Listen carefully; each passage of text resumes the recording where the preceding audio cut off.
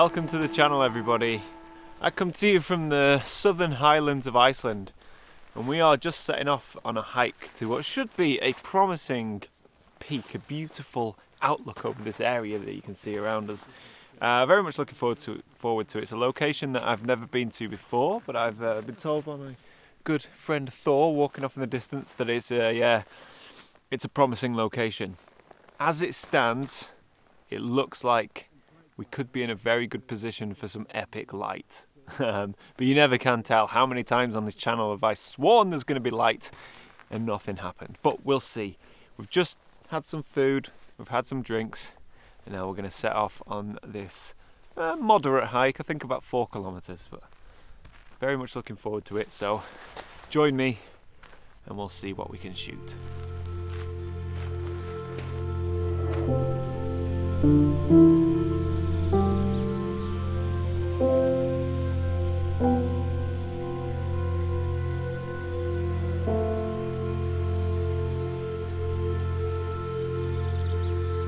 So whilst I race to catch these guys up, just want to say a big thank you to Squarespace for sponsoring today's video. So if you need a website, go to squarespace.com/Heaton.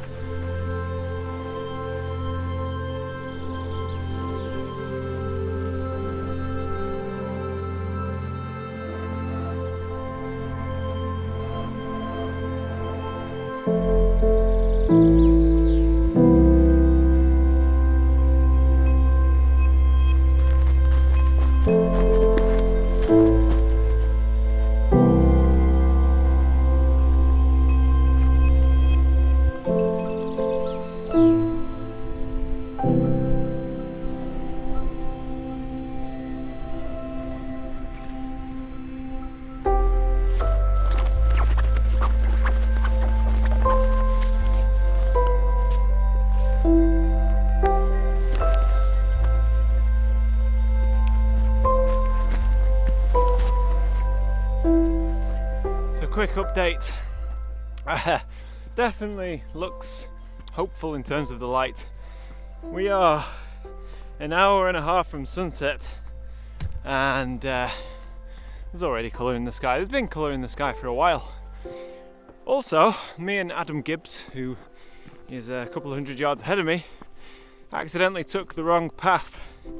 There's 2 paths, a low path which hugs the lake shore, and a high path which seems to go over a big ridge and then drops down. So it wasn't obvious that we had to follow the lake shore because it looked like the high path dropped down back to the low path, but no. High path, which I'm on now, just goes up and up and up. Well, I'm kind of hoping that we'll get some beautiful views from the ridgeline. So I'll see you guys. I guess I'll see you guys when I get up there, because this is a little bit Sketchville. And don't want to end up down there taking a bath. Alright, see you at the top. So me and Adam have taken the high road. There he is. We've taken the high route up. Wow, absolutely phenomenal. Me and Gibbs both agree that there is a shot right there. Got no coordination. Right there, that island. But first we want to crest the summit there. It's magnificent. Wait until you see this.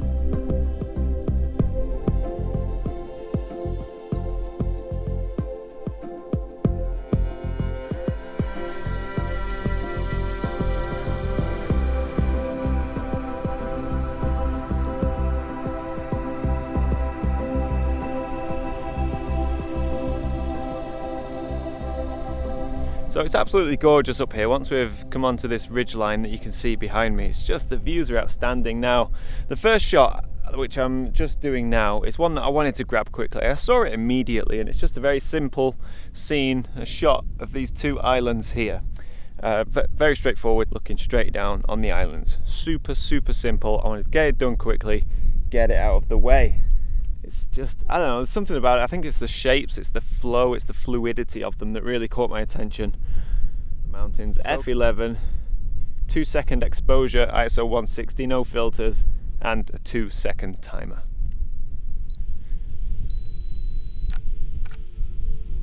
So that's the first image.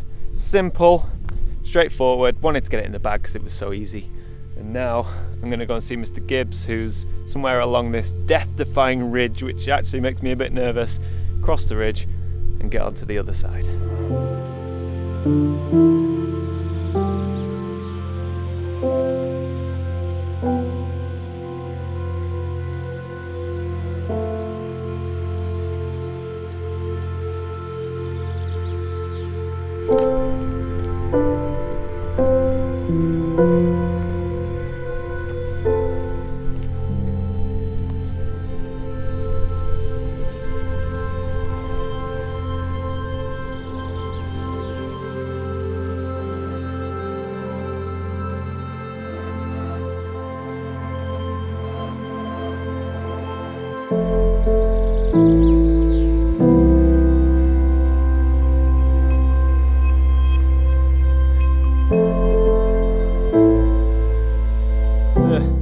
One of the sketchiest ridge crossings I've had the pleasure of doing 4 times in a long time. I'm on the other side just with Adam, and I'm looking at the landscape, and it's so big and it's so beautiful and so awe-inspiring. It was almost impossible for me to find a composition. I have used every single lens I have. I started off with the 35mm, which is on the camera now, which is the equivalent to about a 50mm full frame. And thought I'd thought nothing of it really. I just thought, yeah, let's just have a quick look. And I put on the 10 to 24, which is the equivalent of a 16 to 35. Too wide. You're getting it all in, but by getting it all in, there's too much. You almost lose everything by getting it all in, if that makes sense. You've really got to narrow down the landscape, train your eye and train the lens in on what's important, what features stand out. So, got the 55, yeah, 55 to 200. It was too long. Again, I was struggling to pick out intimate features within the landscape. So I've gone back to the 35mm prime, and I'm doing a slightly different version than the shot that I just took. And the only difference is I'm including the sky, which right now is catching beautiful light, and I think it's only going to get better. Now I'm undecided as whether to go for a 4x5 vertical or a square. We'll make that decision in the edit suite. But for now, I need to pop on a filter and tweak my composition and just get it perfect. And then hopefully the light will explode nicely. We'll see. I realise I don't have a filter ring for the 35mm lens, so no filters for this. I was going to drop on a grad. I'll just bracket if I need to. Yeah, that'll be fine. That'll do just fine.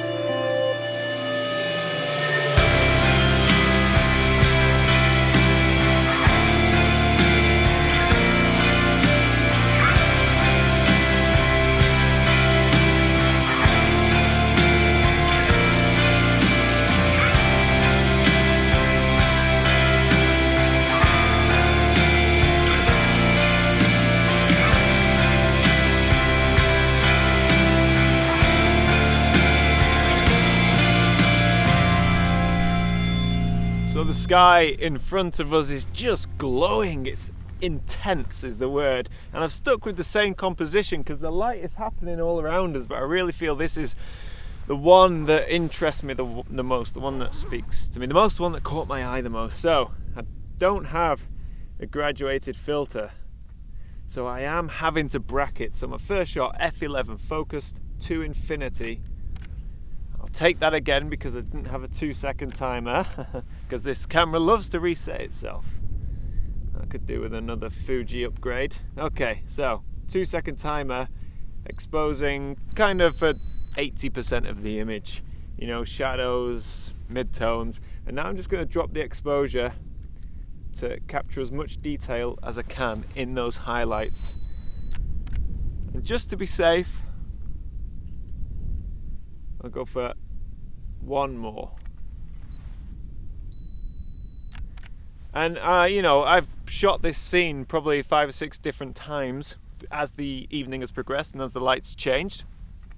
So I just have to pick my favorite when I get home, which is a challenging, can be a challenging decision to make. But you'll notice, well, you won't notice, but if you watch, I'll just take a picture of my hand over the lens, like so.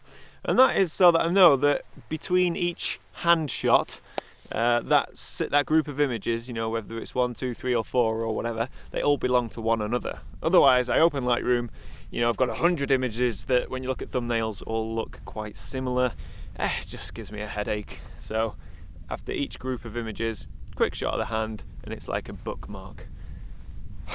It's just so nice. And I'm really happy with the composition as well. That's, you know, I'm not just frantically shooting light and the sky and everything. I have a comp that I've sat on now for almost an hour, and yeah, superb.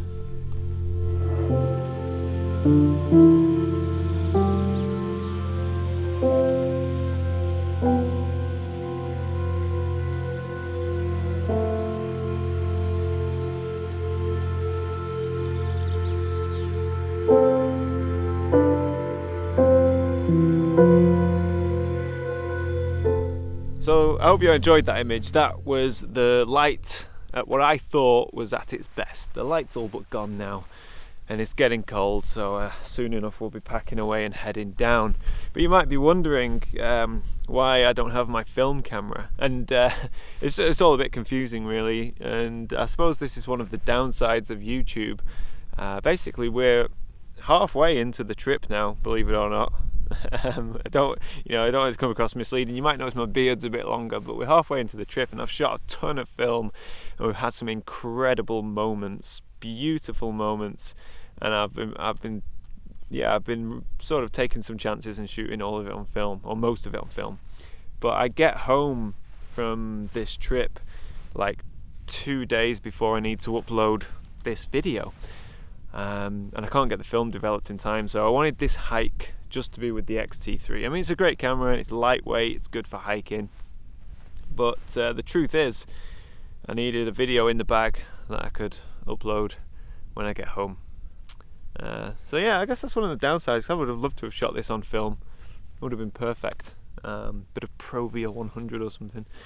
Although to be fair, the hike up here was pretty gnarly, so nice lightweight camera. Anyway, I feel like I'm waffling on a bit, so I'm going to end the video here. I want to say a massive thank you to Squarespace for sponsoring this video. Yeah, if you don't know who Squarespace are, well, you obviously don't watch this channel. But they're an all-in-one website platform. Basically, if you want a photography website, you go onto Squarespace and you can build your own using their easy drag and drop system, foolproof. Even I can do it. So you can get yourself a nice portfolio or a gallery. It's the same thing. Or you could even have an online store and sell prints.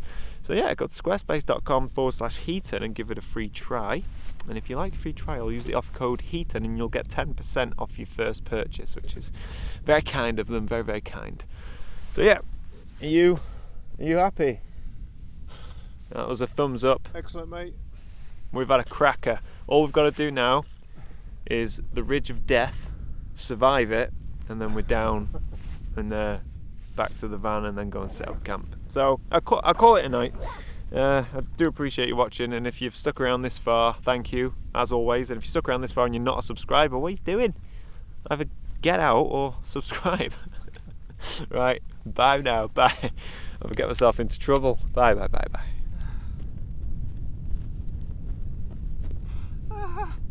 I really don't know if this comes across on camera. This is sketchy. loose rock, death that way. You can't fall that way, not at the minute, but that way, absolutely awful, and I've got to do it again.